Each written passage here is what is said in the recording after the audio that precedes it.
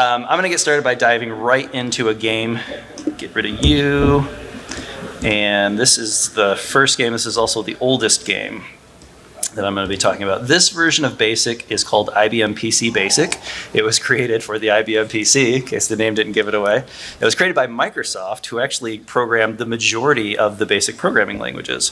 Let's do Hamurabi. Oh, I've got caps lock on. It won't matter. So you'll notice that the game is, or the title of the name is Hamurabi, but it's also misspelled. This harkens back to the days when file names had to be 8 characters or fewer, so they missed the second M. So we're going to go ahead and run this guy. If you're having trouble reading that in the back, and I don't blame you, please come forward. There's a lot of empty seats. You will have to sit next to a person, but they bite, so it's good. Okay, so the objective of Hamurabi is that you're going to be the leader of ancient Samaria for 10 years, and in that time you have to try and increase the size of the population while also recovering if there's a plague and monitoring the agriculture of it. So you see, we currently have a population of 100. Our city is at 1,000 acres in size, and this is the results of our farming. We currently have 2,800 bushels of grain. Land is trading at 17 bushels. That is a nice price, but I already have more than I need, so I'm going to do 0. I'm not going to sell any either. And how much do you want to feed? The game doesn't tell you this, but if you got this in like a printout or something, you would know that each person in your city needs 20 bushels of grain. So I'm going to do 2,000 just because I have 100. And then how much do I want to plant? Well, I've got 2,800. I've planted 2,000. I'm just going to put the rest into the ground. All right. So the very first year, we have a horrible plague, which wipes out half the population. Yeah, so that's not a good start. But in actuality, I only harvested 2 bushels of grain, which wouldn't have been enough to feed people anyway. And you don't get ticked negative if they die of a plague. You do if they starve. So this is actually kind of a good thing for me. A little cutthroat, but hey, there you go. I don't need the land that I have, so I'm not going to buy any land. Should I sell? No, I don't think I'm going to need it. So this game does not hold your hand when it comes to the math. This, I think, is because it was originally designed around education. So I'm going to say here I have 54 people times 20. I need 1,080, and then I've got, okay, I think I'll be good here actually. So let's go ahead, and I won't need to sell any land. I'm gonna feed them the full amount so they won't die. And then, I can't do the math in my head. No, let's do 1,900 minus 1080, there we go, 820, perfect. Oops. How many acres do you? Oh, I don't actually have enough people to plant that much because they all died. So it's 54. They can plant 10, and I think there is a rounding error in here, so that's not going to work. So I have to do 539. There we go. That's not my fault. That's because the coprocessor's really bad. So yeah. So okay, that actually worked. No, I had another plague. Oh my God. All right, so here, I'm going to do the fun thing that is always fun in every simulator. I'm going to buy none. I am going to feed them none. I'm going to plant none. You're all going to die. Yes. All right. Now, did you hear that wonderful music? That was the game's music. And do you see these beautiful graphics? Those are the graphics. And the colors, we got the full spectrum here, black and white. Yeah, so why doesn't this game have music? Well, because it was invented before they had sound cards. And why doesn't it have graphics? Because it was created before they had graphics cards. And why doesn't it have color? Not only does the game predate color monitors, it predates monitors. This game came out in 1968. Now, I know the talk is 70s basic games, but I had to include this because it's just so gosh darn old, and I love it. So, was anyone here alive in 68? Okay. Were you old enough to play the game and do the math and everything? No. Were you? We didn't have computers. What's that? We didn't have computers. Yeah, okay. He said we didn't have computers back then. Well, it's not entirely true that this game predates monitors. There were monitors at the time. I'll show you one here, for example. So this is not a computer. It looks like a desktop computer. It is not. This is a dumb terminal. It's a monitor with a keyboard, but it does not have a CPU. Now this is called the IBM 2260. IBM always had very creative names. It was released in 1964, so it did exist when Hamurabi existed, but most people wouldn't be using it. You can see an 11-inch viewable area, very impressive, widescreen. Graphic resolution, no, it did not support graphics. Total number of colors, no, you don't get colors either. The cost, $10,000. That's adjusted for inflation. That's not how much it cost in '64. But yeah, so you're not going to be, running dual monitors of this thing. Unless you want to sell your car, you won't have this. Instead, you would be using one of these to play Hamurabi. This, by the way, this exact model, I didn't know it was going to be here. They have one over there. So if you want to see how this works, does anyone know what it is? Shout it out if you know it. Teletype, yes. Yes. So for those of you who don't know what a teletype is, here's how it works. This is the keyboard. You type in what you want, and then what you typed goes down a wire into the next room where there's a computer, the size of the room. And then it comes back to the teletype. But where does it get displayed? There's no screen. You can't quite see it here. There is a drum of paper, a big spool, and that goes up this little back stand here and down the back. And everything that, instead of being displayed on the screen, it's printed on hard copy. This is a glorified typewriter. That's what the majority of people who would be using a computer in the 60s, that's what they would be using, and well into the 70s. So let me show you one other cool thing here. So I'm going to go back to the game, and I'm going to do a list. This is showing you the source code of the game. And you'll notice all these print statements down here. Now, when I first got started in BASIC, I was a little confused because print is usually the very first command that you learn. And I'm like, but you're not printing, you're displaying it on the screen. Why isn't it called display or, show? It's called print because when BASIC was created, you were literally printing everything. That's why it's called print. So just a little bit of trivia there for you. Okay, so, let me get you back open. Now I want to talk about some of the other bizarre things that were going on at the time. This is one of the basic problems, if you were, about programming in BASIC in the 70s, and that is, where do you get BASIC?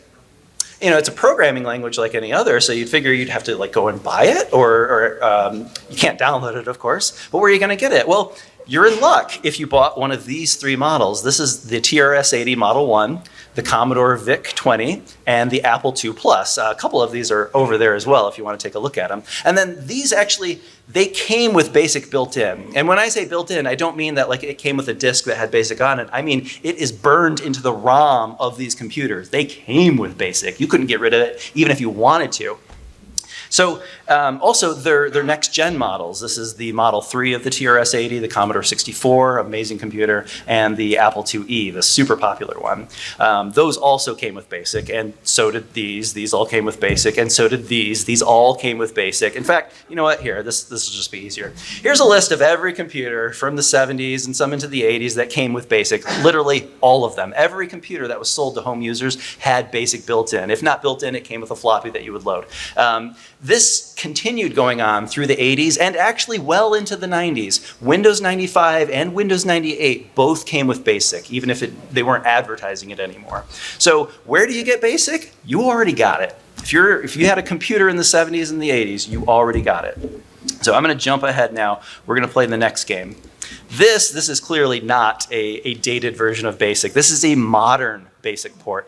This is free BASIC using WinFBE as its IDE, the developing environment.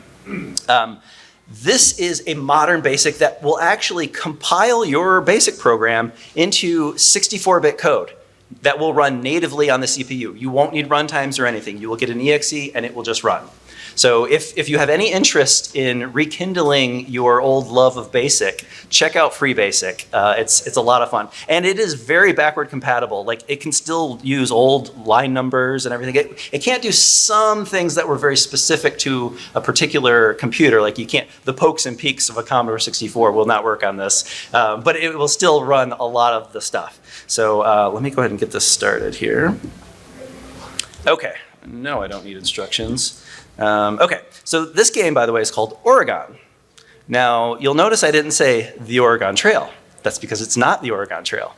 If you played the Oregon Trail, you might remember something like this. This is the Windows 3 port of Oregon Trail. This is the DOS port of Oregon Trail. And down here is the Mac port of Oregon Trail. Or if you're a little older, you probably remember this. Yes, the classic Oregon Trail. This is for the Apple II. Oh gosh, memories here. A little oxen cart. Look at them, they're so cute. So this is probably what most of you remember when you think of the Oregon Trail, but that's not what I'm talking about. I'm talking Oregon. So, no graphics, no sound, no colors, and I'm going to set this up real quick, but the game actually has a lot of commonality. So, you have to outfit your family in order to make the journey from Missouri to Oregon. I'm going to buy myself some food, some ammunition, some clothing, all the same stuff that you would be using in the later games. Okay, it's 1847, we haven't left yet. Here's our stuff. I don't need to hunt yet. I've got plenty of food. I'm going to continue. And we're going to eat well because we've got food. Oh, we don't have food now. Okay, there was a fire in my wagon and some of my food and supplies were damaged. I'm not getting good luck so far. But I I went already 181 miles, so I'll do questions at the end. I am going to leave time for it. I don't know how you set a fire to your wagon when you've not left at all. No. I'm currently at 181 miles. I've made it so far. So that was after the initial leaving. Okay. They're running from the fire. Yeah. What you'll notice as you play this game, I'm not going to go into too much detail because most of you probably already know how the Oregon Trail works. But you do a lot of the same stuff that you do in later versions. You have to cross rivers, you encounter the natives, there's wild animals, you get dysentery, all of the fun stuff. Yes, yes. And hunting. Do you remember hunting? It was the best part of the Oregon Trail. You got your little guy with a rifle and you're shooting at varmints and such. So here's how hunting works in this version of Oregon. Type BLAM, B-L-A-M, done.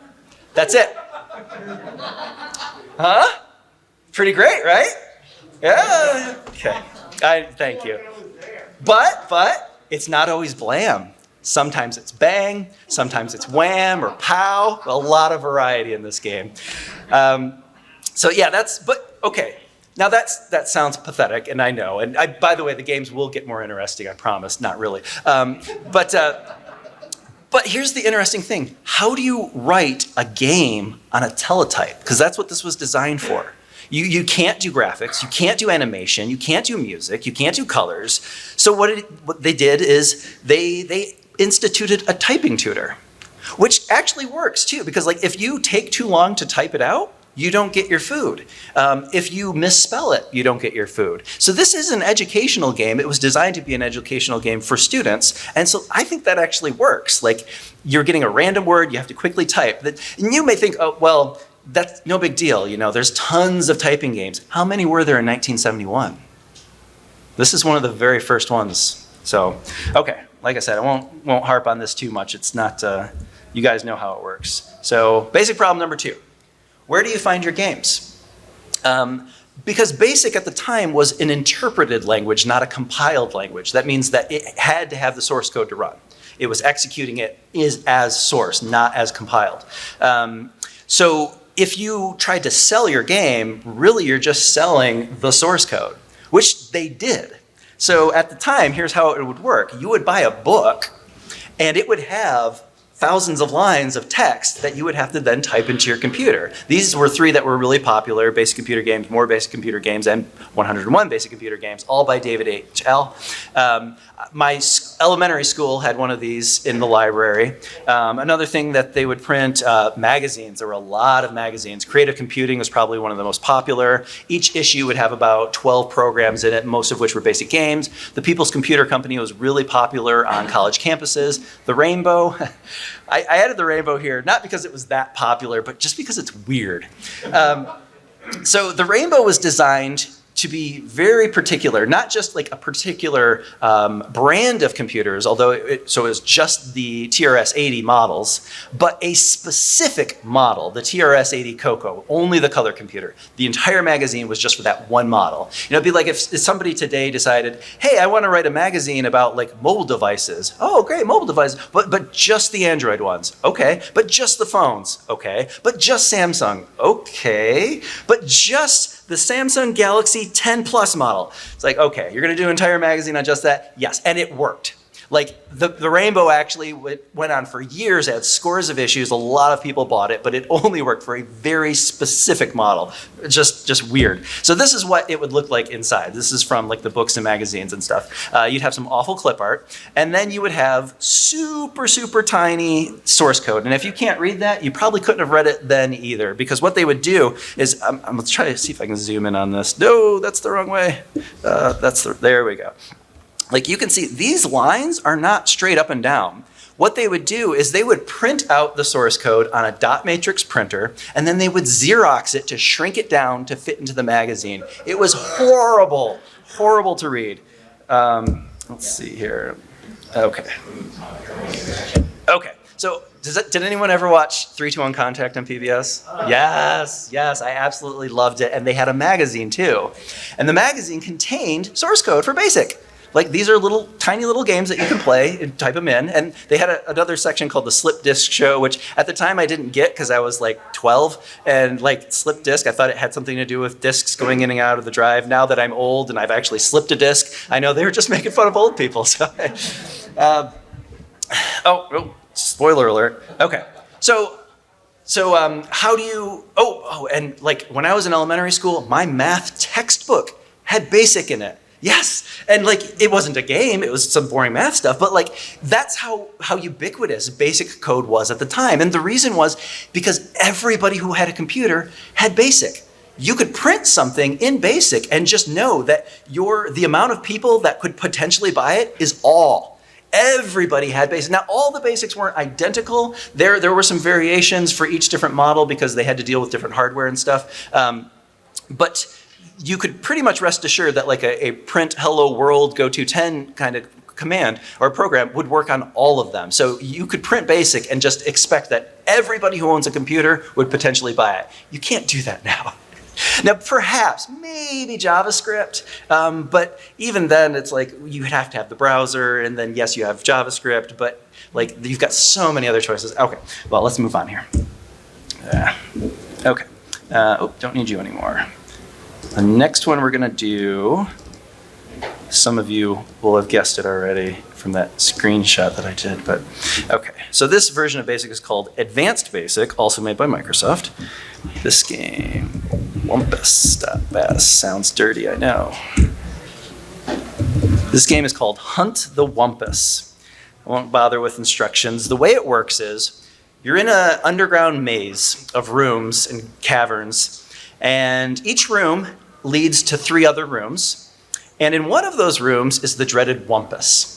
And if you enter the room where the Wumpus is, it'll kill you.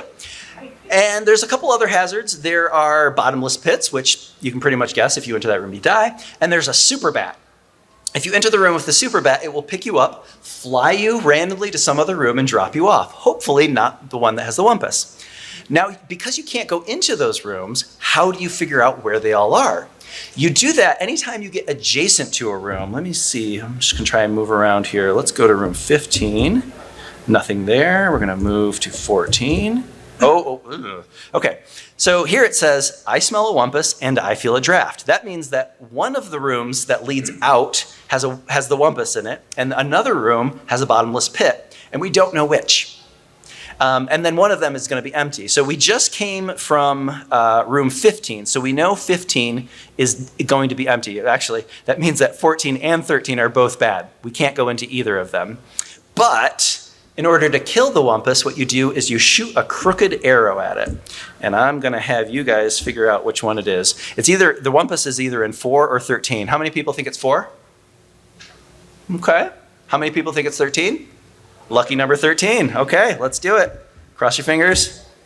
We missed. He was in 4. And now you'll notice, it no longer says, I smell a Wumpus. He's moved. And I don't know where he went. He was in room 4, so we can safely move into room 4. Okay. Now he's either in 3 or 5. He won't be in 14 because we just came from there. Let's try it again. Do you want to do 3? 5? 5 it is. Why could he have not jumped back to 15? Because we just came from there. He would have killed us if we were... Oh, I'm sorry, for 50. That's correct.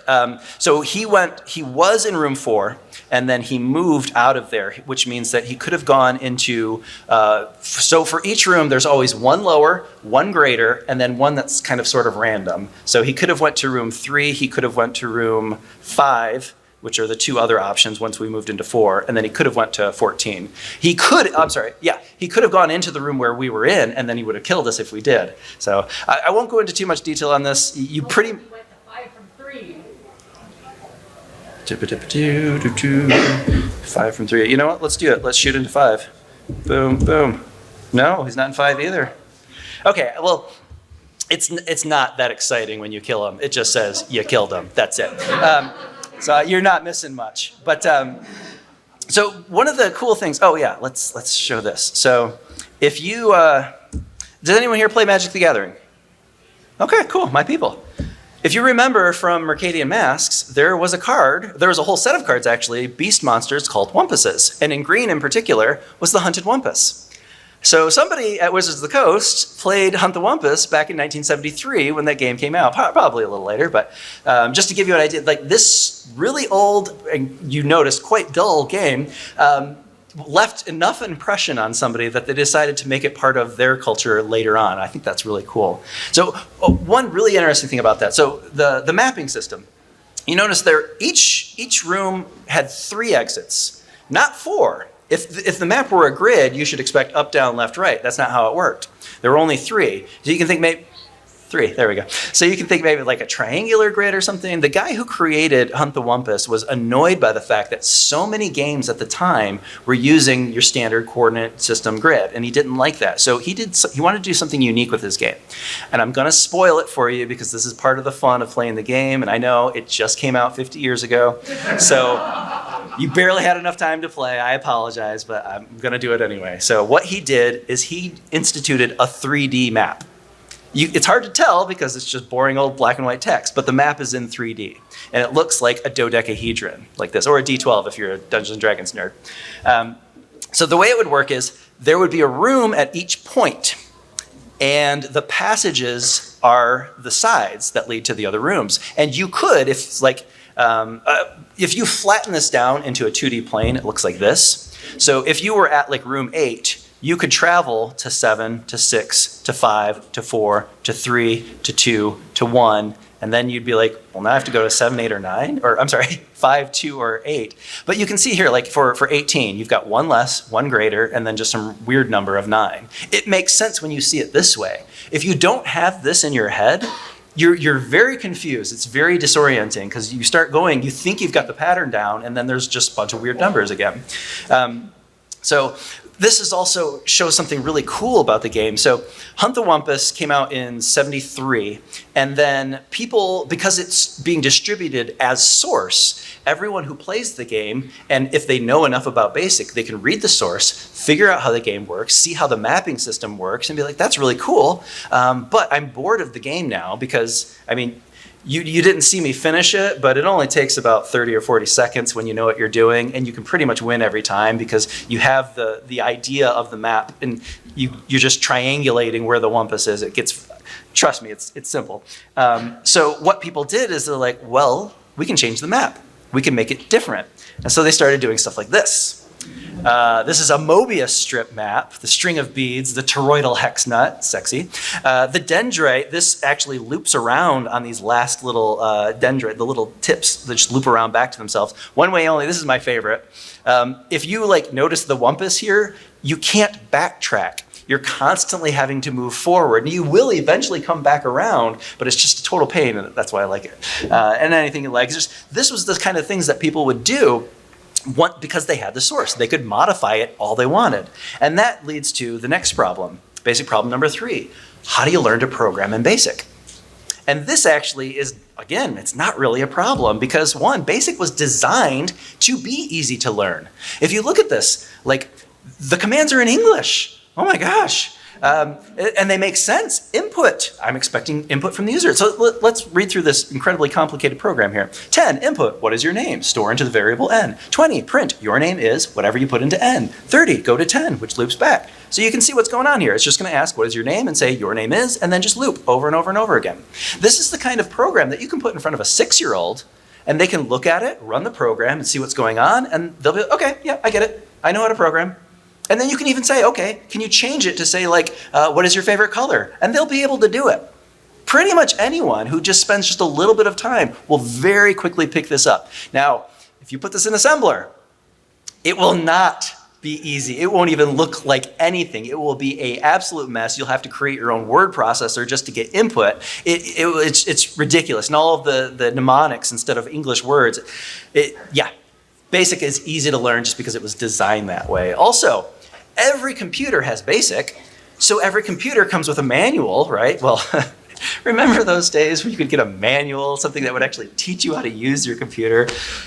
Glory days. Anyway, so yeah, the ones that came with the computer that you bought were more like reference manuals. They would list every command, and it would have like the syntax that it would use, but it wouldn't go into it wouldn't teach you how to program. It wouldn't teach you like computer theory, so you wouldn't learn like, sorting algorithms or anything like that. But you would learn all of the commands, which is a very good start. But if you wanted to learn how to program, there's a ton of books that were published because, again, and I'm repeating myself, everybody had BASIC. You could guarantee that everybody who owned a computer would want to buy one of these. So there were a ton of them. They were printed all the time. And schools taught BASIC. Like, and you got here the Commodore PET, which dates this quite a bit, but like this went on well after it needed to. When I was in high school in the 90s, they were still teaching BASIC at my school. So even if you didn't have a computer in the 70s, like your school might, if it were rich enough, but by the time you got into the 80s, pretty much every school had a computer lab or just a few computers here and there. So you don't even need the computer. You've got the school that can provide it for you. And that really helped to push BASIC. Also, BASIC was the de facto language for hobbyists and home users. If you were going to program something by yourself from the computer that you just bought, you were going to be doing it in BASIC. And I think that's a real key to why BASIC was so popular at the time. Because think about it now. Let's say you find this open source project that you think looks really cool. So you go to GitHub or SourceForge and you pull it down and then you open it up and it's like, oh, it's written in C or C++ or C# or Objective-C. There's a lot of C languages. Or maybe it's in Java or JavaScript or Python or PHP or Ruby or Go or Swift or TypeScript or, oh my God, why are there so many languages? There are way too many. I don't know half. I've been programming for 20 years. I don't know what these things are. You shouldn't be listening to me. I'm a fraud. I'm an imposter. Anyway, so you'd get it, and let's say it's programmed in Haskell. How many people here know Haskell? 1. 2, sort of. Okay, yeah. So you get it, and it's in Haskell, and you're like, do I want to spend the next couple months of my life learning Haskell? Or do I just not want to actually deal with this program? And most of the time, you're just going to not want to deal with the program. By the way, these two down here, this one and this one, they are real computer languages. Whitespace is a language where the only thing that you can type in is a space, a carriage return, and a tab. That's it. Good luck trying to read it. Anyway. So these two other points, and so basic programs were small, and you had to type them in yourself. Now, neither of these things sound like pros, but they are actually sort of blessings in disguise. The fact that they're small is because, the computers had like 8K of memory to work with, so you can't do anything big. Like, this is the complete source code for Hamurabi. That's the entire thing. There's not much. But when you are first learning how to code, imagine like you pull down an open source project like OpenCiv, and you open it up and it's 500,000 lines of code. You are not going to be able to read through that very quickly, but it's a mature program. It's been worked on for years and years. It's going to be big. When you factor in all the libraries and everything, it's enormous. But when you are just learning how to code, you need something small. You need easily digestible chunks that you can read, understand, figure out what's going on. And so that's why just all of the stuff that you were getting at the time was small, so it helped. The other thing, you have to type them in yourself. Because you had to do that, like, you don't do that anymore. You download the program, you get all of the source. You might open it and peruse around and look and stuff. Okay, that's fine. And then you run it, and then you're good to go. This forces you to read every single line, every print statement, every input, every if, every go sub. So even if you're not really paying attention, you still had to read everything. And that means that you're going to have a much better understanding of the program that you're working with. So that was another really big deal at the time. So, okay, let's move on to the next program. This, again, this basic is GW basic, looks exactly the same as the others. But it does have a lot of bells and whistles. The GW, by the way, nobody knows what it stands for. Even the programmer says, the person who invented it is like, I don't really know. Maybe gee whiz. He thought it might have something to do with Bill Gates. He just doesn't know. So, Star Trek. Oh, some of you know it. You may not know this particular version. We'll see. And I said there wasn't going to be graphics. Come on. That is clearly the Enterprise. Okay, so the way this game works is you're commanding the Enterprise. All the standard crew is on there. They don't come up very frequently. And a Klingon invasion force has come, and you need to wipe them all out before a particular star date right up here. This is the Enterprise, obvious. These little asterisks are stars. And I'm going to need my little cheat sheet here because the game doesn't include directionals. And they're not very obvious. So let's do that. Okay. So this is my short range scanner. Oh, by the way, notice something here.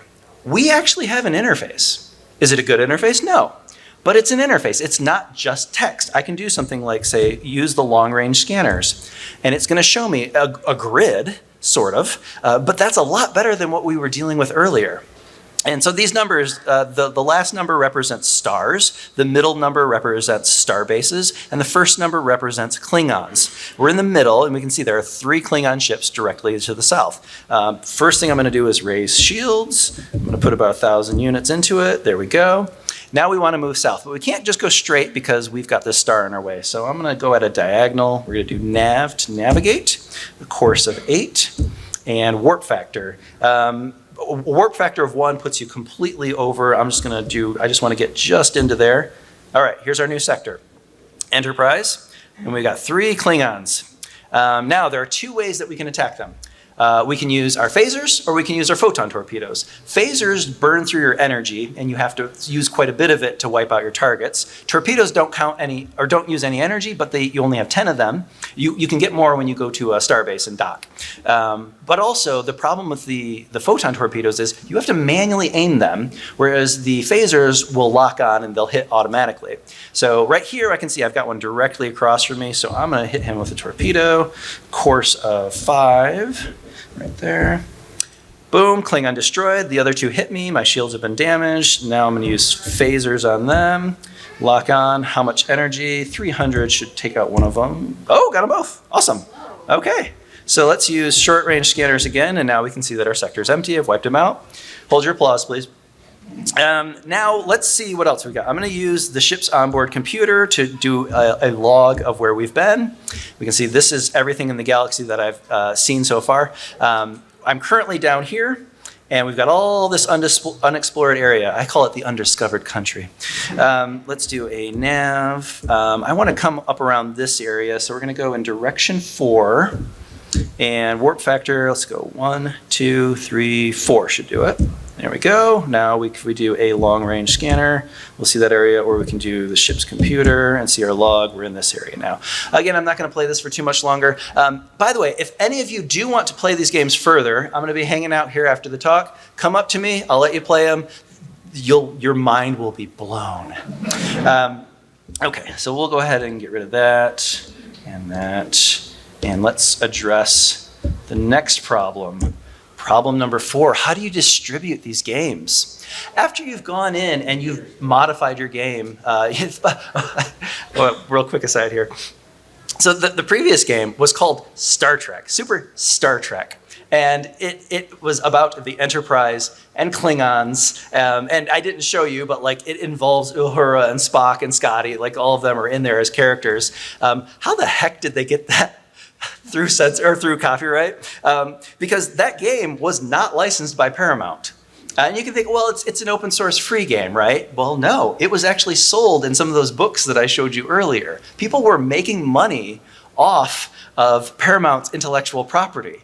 And in the 70s, they just didn't really care. It's not like they were mass producing VHS copies and selling them. This was just some simple little rinky-dink computer program that people were doing. So at the time, you could actually take your favorite intellectual property, make a game out of it, and then distribute it, and you wouldn't get sued. Now, you can't do that anymore. Thank you very much, Disney. Your entire library is public domain stuff that you've copyrighted. I hate you. Nope. I'm going to be the bigger man here. I hate you so much. Nope. Anyway, so you could actually, if you wanted to do like a Doctor Who game, you could, and just nobody would care. But let's say you want to distribute it. You're not going to be using the interwebs. How do you get it out to your friends? Well, you can print it, preferably on a printer the size of a boat. And it's these giant sheets of paper with the green and white stripes and little holes where the gears go down, and it makes that lovely melodic the song of its people. So you could put it into an envelope, and you could snail mail it to somebody, and a week or so later they'd get it. It was fantastic. That was one way you could do it. What's that? A bug report, yes. Actually, the books and magazines at the time actually encouraged this because that was how they got new code. Another way you could do it, I giggle every time I see these. You could store your game on audio cassette. Seriously, you could do that at the time. This is a Commodore tape recorder, and these are actual audio cassettes, the kind that would normally have music on them. It would do a digital to analog conversion, so it would take the bytes or the bits actually and store them as sound. I wouldn't suggest playing them as music because it would be like super high-pitched static, but that was a way that you could do it. Now, in the United States, the diskettes took over, and these only lasted for a little bit, but in Europe, these kept going for quite some time. They weren't doing a dramatic reading. Say that? So they weren't doing a dramatic reading. A dramatic reading. Oh, yes. No, it was not actually somebody talking into it. It was the binary so when you would load it up, the computer would be able to read it. It would be awesome, though. So diskettes. This is an 8-inch floppy. This is a 5 1/4-inch floppy bay, just to show you how big these suckers were. They were, the size of a dinner plate. They weren't really that popular for consumers. Most of the disk drives that came out in the 70s went directly to the 5 1/4s. The 8-inch ones were mostly used for business, but diskette was another thing that came about in the 70s. This lovely rotary dial phone. And so now this is a modem. Does anyone know what this top part is? Yell it if you name it. Yes. Acoustic coupler. An acoustic coupler. That's right. Yes. So the way this works is there is a microphone and a speaker in here. You actually have to take the brick of a handset, put it on top of there, and the sound does go through both ways to transmit data over the phone line. That's how the very first modems were working. And this Basically that, many years ago in the store when we started going to crap like that. Yeah. They take inventory and it was being recorded on similar tape. Yeah. And then the guy would go in the back and he'd hook the phone up to something like it. It wasn't game related, but it was sending the store orders. Yeah. Oh yeah, this has business uses too, for sure. I mean, you're just transmitting data, so any type of data you want, you can send it that way. Now this would go at a blinding speed of about 300 bits per second. So if you wanted to download a DVD, it would take you about 16 months, assuming your phone call never dropped.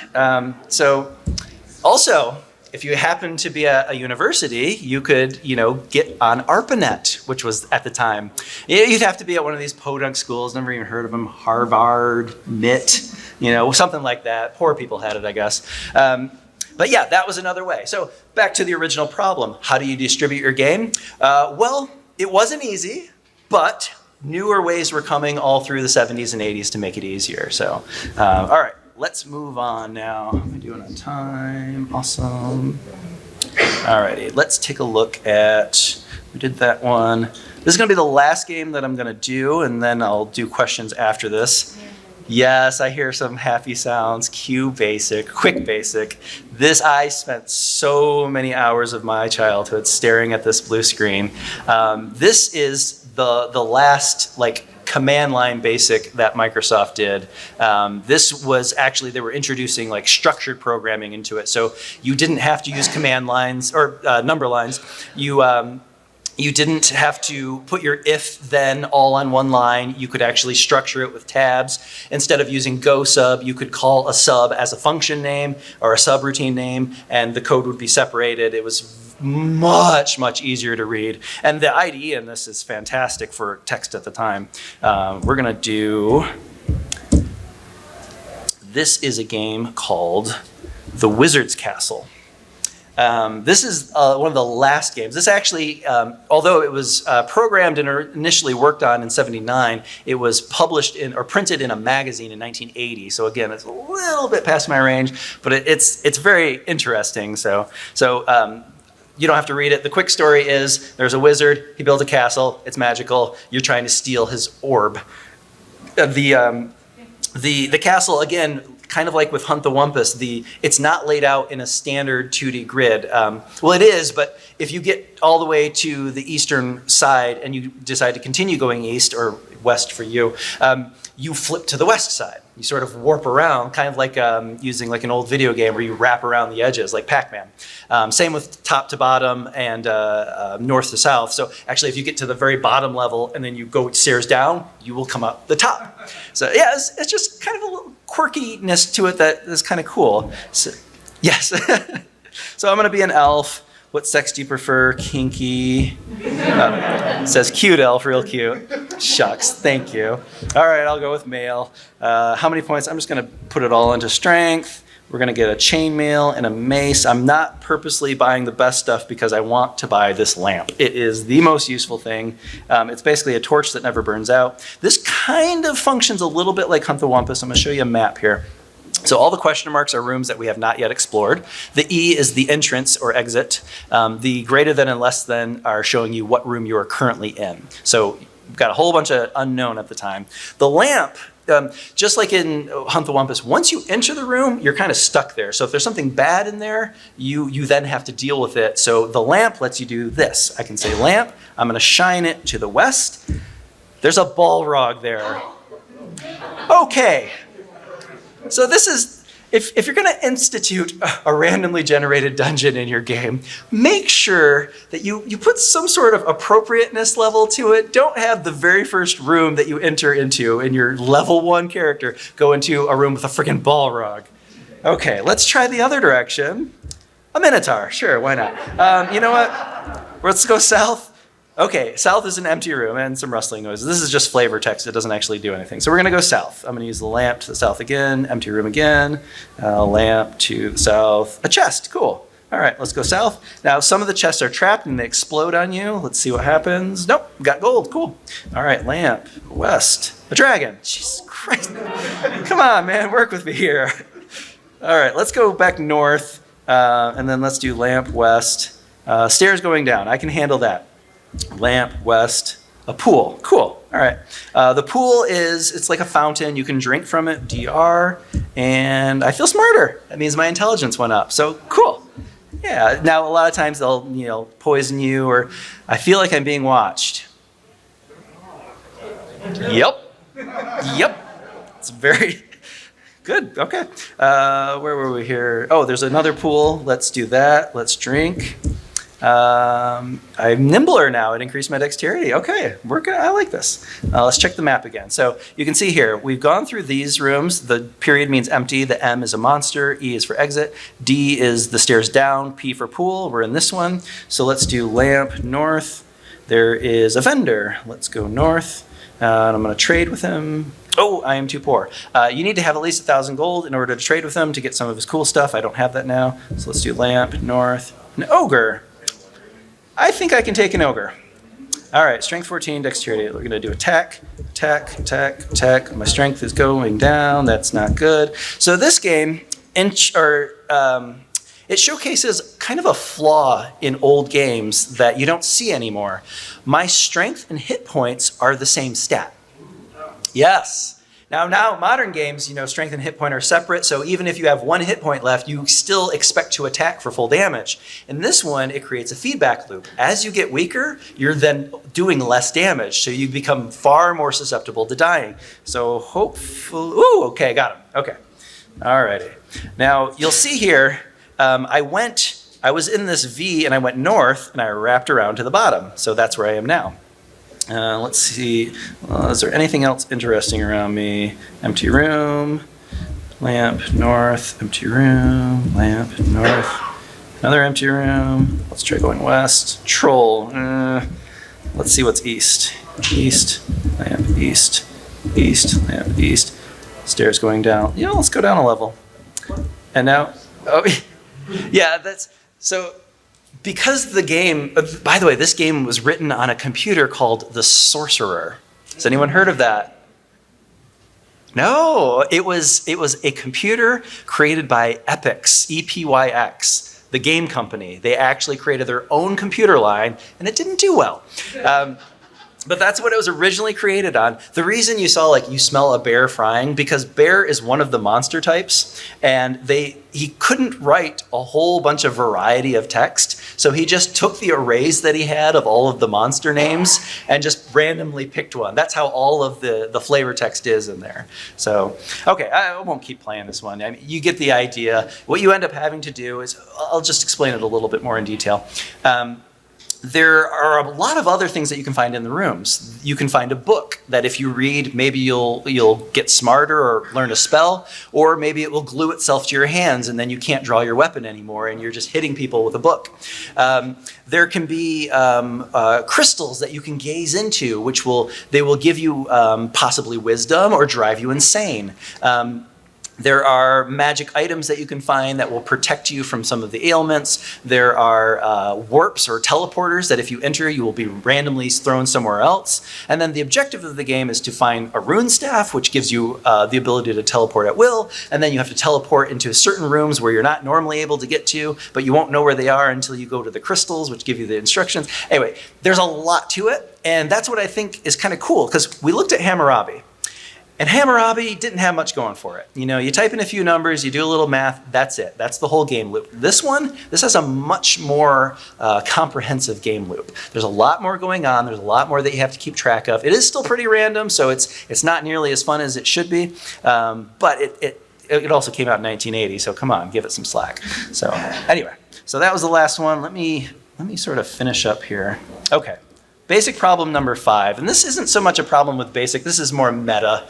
Why did I give a talk about 70s basic games?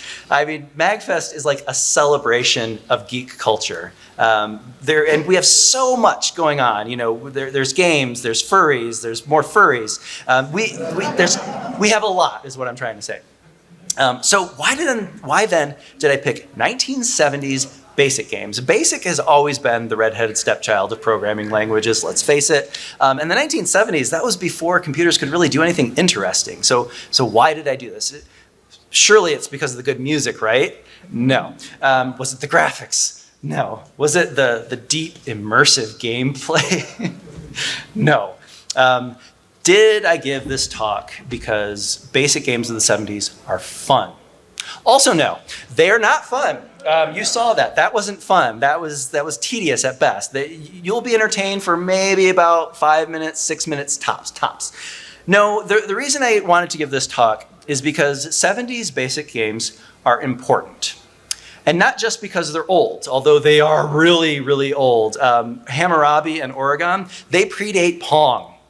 Seriously, they are old as balls. They're old. I guess older than balls if we're talking Pong. Never mind. So yeah, but just simply being old doesn't make a game important. There are plenty of old things that aren't important. So why do I say that they're important? Because they're seminal. They're prototypes of genres. Here, I'll give you an example of what I mean. So in Hamurabi, you're the leader of a city. You carefully manage the resources in order to grow the population, and you recover from disasters, although I did not. Now, if this formula sounds familiar, it's because I just described SimCity. All of these points apply directly to SimCity. Now, I'm not trying to say that you can draw a direct line from Hamurabi to SimCity. I mean, we know that Will Wright, the guy who created SimCity, he got the idea from SimCity, strangely enough, from a scrolling shooter. Seriously. But I'm pretty confident that he probably played Hamurabi and drew some inspiration from that. And the reason I say that is because Hamurabi was extremely influential. This is a list of all, so you've got Hamurabi down here, 1968. These are all the platforms it was released on, pretty much every computer that existed at the time. Then all of these are games that are different enough to be considered a different game, but so similar that they're very clearly derivative of it. This, by the way, I did not create this myself. This comes from Moby Games. It is one of the best gaming websites, especially if you are interested in tracking this sort of history of games. This is the sort of thing that, like, before I get there. So you see here Hamurabi 1968, Kingdom 1972, all the way up to 1988. SimCity comes out in 1989. And SimCity was hailed as being extremely creative and unique, and Hamurabi did it 20 years before, an entire generation earlier. So you can see here also, Hammurabi's not the first one. The Sumerian game came out in 1964. 4 years earlier, and that's where Hamurabi got its basis.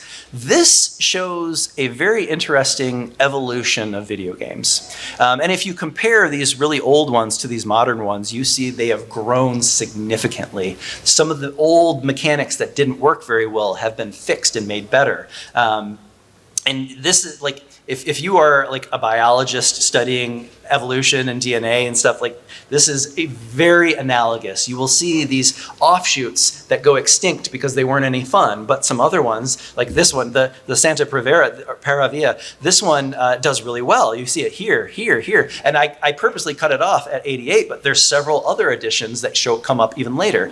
So this is like I can't think of the term, and I'm not going to bother. But you can see this progression that's happening. And also with Star Trek. Here is 1971 Star Trek. This is the original version, which didn't do all that well, and that's why I chose Super Star Trek from 1974, a much better version. It had evolved. But then in 1982, we get New Trek. This one introduces cloaked Romulans and difficulty levels. Tommy's Trek, I wonder who programmed that one.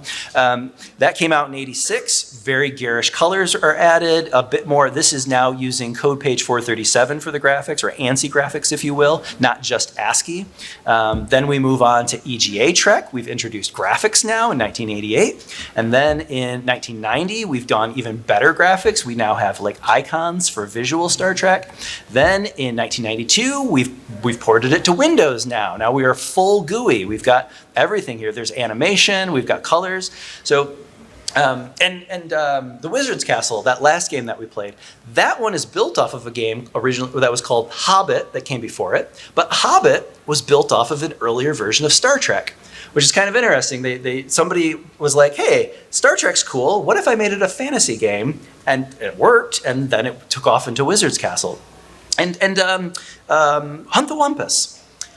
People have described that, going back to these games are seminal and they helped be like prototypes of genres. People have described Hunt the Wumpus as being the very first survival horror game. Now, I don't think that's quite true, because survival horror it's now a mature genre. It has like tropes and mechanics that you expect, one of which is that the game actually has to be scary. And you played, or you saw me play Hunt the Wumpus, wasn't that scary, you know? You've got Hunt the Wumpus here and Resident Evil. One of these is scary, you know? One a little sexy. It's not Hunt the Wumpus. But I can sort of see where they're coming from when they say that. Like it's not the first, but it is like some steps on a path that will eventually lead to the survival horror genre. But I think it's an important step. You saw how it influenced Magic the Gathering. There's also a reference to it in Futurama and a bunch of other stuff. Like, these were important to the culture at the time, and they helped disseminate that to a bunch of later stuff. So that's why I think they're important. And I don't think it's really fair to compare like a game from the 70s to a modern game. It's like, yeah, of course it's going to be better. You know, it's like comparing a cave painting to the Italian Renaissance. Like, yeah, which one do you think is better? Oh, I don't know. Penis. So like but if you ask like an artist, is the cave painting important? Of course they're going to say yes. It's important because it shows us not just how much we've improved, but this is a very early form of art. And a bunch of generations came from this. They learned from this. This was their prototype. And they improved it, and their expertise grew over time, and then we finally got this. But if this never occurred in the first place, if nobody decided, hey, what would happen if I took some old charcoal and colored on the walls, we never would have got this. So that's why I think it's important. And I'll leave you with a saying that I think is apt for this. It's, if you want to know where you're going, you need to know where you've been. And I think that's really true for video games. These old games, they show us where we've been. They show us what design went wrong and what was right, and they allow us to see this progression. So if you are at all interested in video game design, or if you're interested in making games of any kind, they don't have to be video games, you would do well to study some of these old games. Look at what they did right and wrong, and then you can see the mistakes of your ancestors. You're standing on the shoulders of the people that came before you. So anyway, that's my talk. Thank you so very much. Thank you.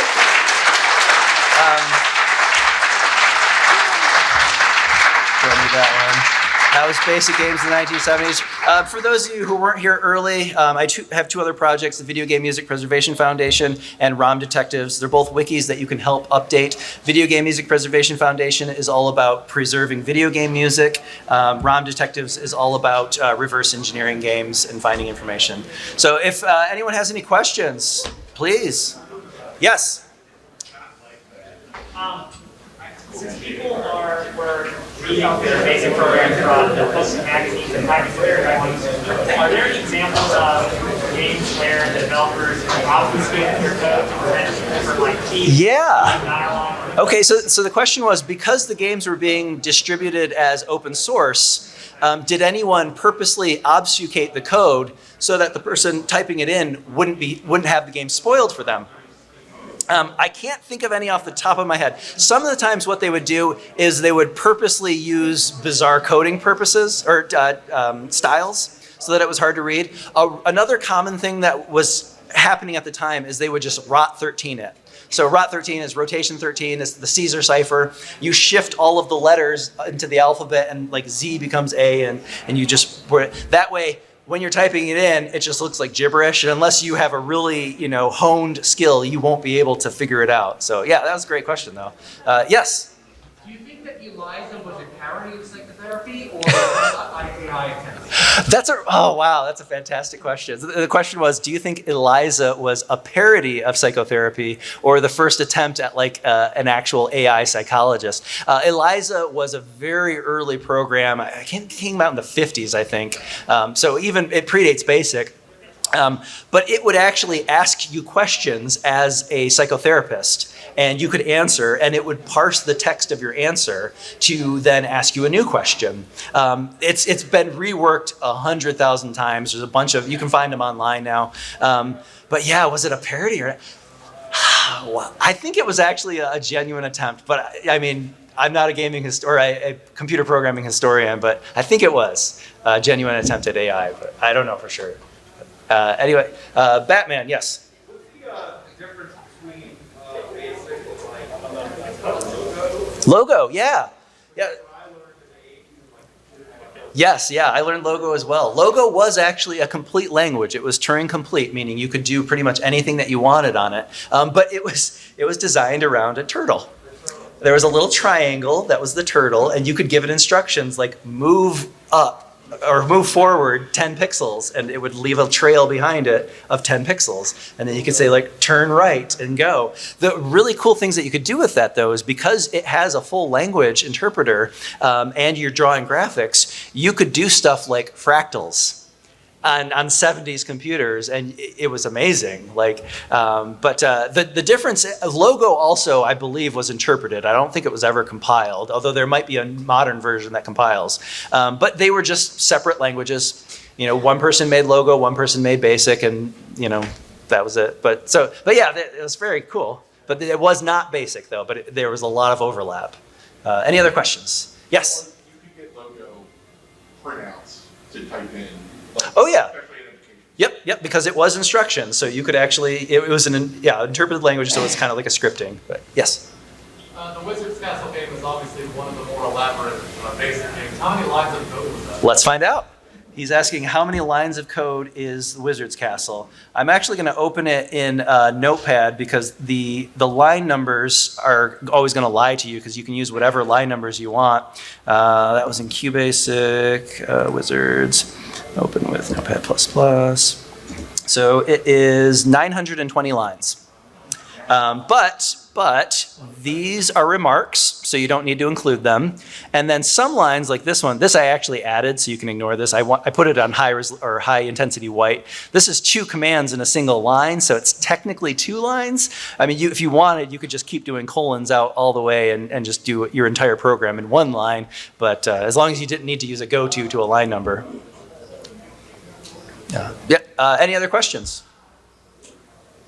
Yes. During Wizard's Castle, you were sort of explaining why the one line said a bear, you smell a bear frying something. Yeah. What exactly was that signify? I didn't catch that. Okay, yeah, that was just flavor text. I'm sorry. The question was in the Wizard's Castle, there was a part where it says like you smell a bear frying, and there's a couple other. There was another one. It's like you feel as though somebody's watching you and stuff like that. The programmer added that in just to sort of give it like an eeriness, just to make it a bit more spooky. The you smell a blank frying is the actual code. Now let's see if we can find it here. There's a vendor too. The vendor, yep, which is another. Was the bear being fried, or was the bear frying something? Was the bear frying something? Well, bears get hungry too, man. I mean, oh yeah. There is a Wumpus in there too.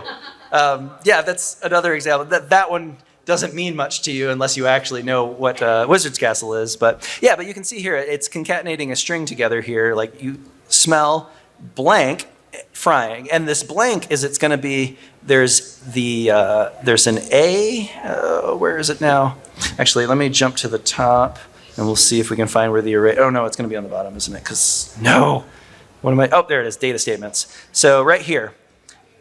These are all of the different types, like there is a troll, a bear, a minotaur, and then this M here specifies what it is. The M means a monster, the B is a book. That's how it's going to show up in the map. It's flares and F. You didn't see flares. Flares are like, they're like a lamp, but when you can only use them once, but they show you all the rooms, all of the 8 surrounding rooms around you, revealed all at once. But you can just use the lamp and it gets you through. You'll notice here, the Palantir is in there from Lord of the Rings. Yeah. Yeah, yep. Any other questions? Yes? I know this is sort of beyond, this is definitely beyond the 70s. I'm only 26, so I'm not like, intimately familiar with like the timeline of BASIC, but Yeah. where does like family BASIC for the family component fit in all this? Is that just like a weird one-off thing, like toward the end of BASIC's lifetime? Yeah.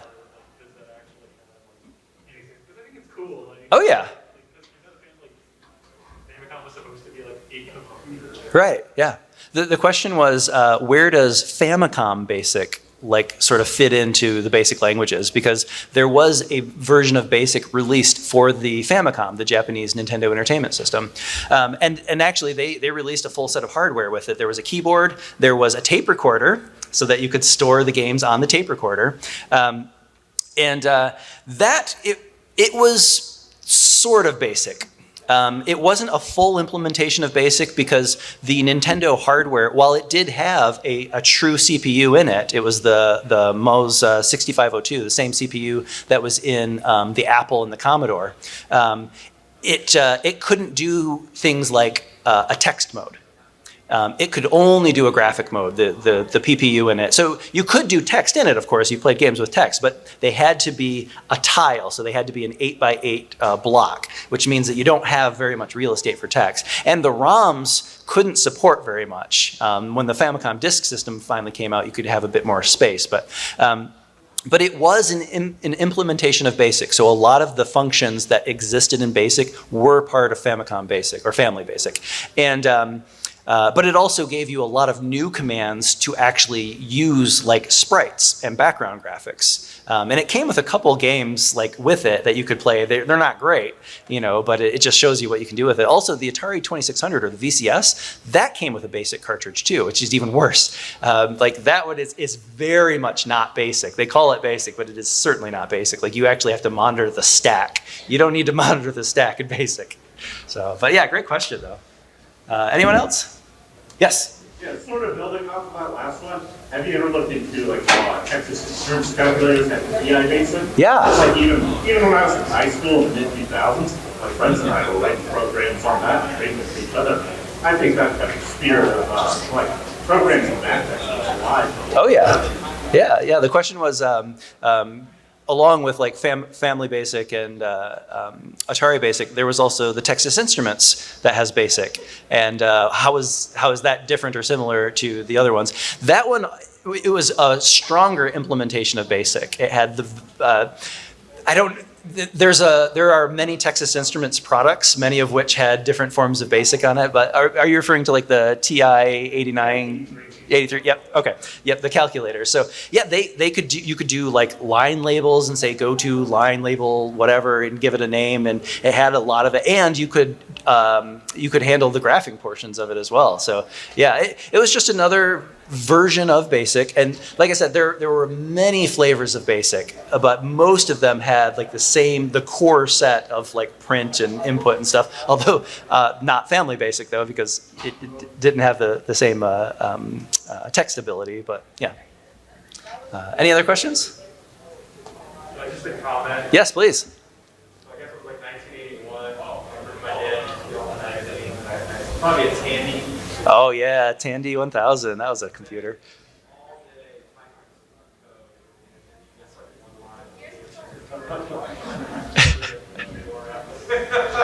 I didn't quite catch the last bit of what you said. Oh, yeah. Yeah, debugging, the comment was talking about when he was younger on a Tandy 1000, which was the evolution of the TRS-80, still by the Tandy Corporation. He had typed in a long program and he missed something and it just got him so frustrated because he spent all this time that he just tossed the keyboard. Probably because the lines didn't line up like, you showed up. Yeah. Well, that was the Tandy 1000 came with Advanced Basic, and Microsoft actually added some new commands to it or modified some existing ones. One of them, the Tandy 1000 came with an audio chip that could support 3 square waves and a noise channel that like the IBM PC did not. Although the IBM PC Junior, which is what the TRS-8 or the Tandy 1000 was built on, that did have that chip, which is why they had to have it as well. But IBM very quickly killed the IBM PC Junior, but Tandy kept the Tandy 1000 line going for years, and it was really good. It was like better than most of what IBM was putting out, the consumer level stuff, not the business level. But that version of BASIC, you could type it all in and everything, and it kept it in memory. So as long as you don't reset your computer, and you could save it to disk, because the Tandy 1000 also came with drives. Yeah, if you got a typo somewhere, anywhere, like it was hard to fix. Now, if you like mistyped the command, like instead of print, you typed prompt, like it did not have like compile at line time, so it wouldn't tell you at the time, but the moment it got to that line, you would get like, yep, this is an illegal command, there's no prompt, sorry. So that one wasn't too hard, but if you did something wrong with like the math, or you put in a minus instead of a plus, which was very easy to do on those really bad printouts, it could very easily screw something up or misread it, or put in a... Yeah. The monitors at the time were terrible, very hard to read off of. Yeah. Any other questions? Yeah. All right, cool. Well, thank you all so very much. I appreciate it. Like I said, I'm going to hang out here, so if any of you want to play a game on my computer, you're more than welcome to. And check in the video game music or the museum here. There's a lot of old hardware in there. It's really cool to look at.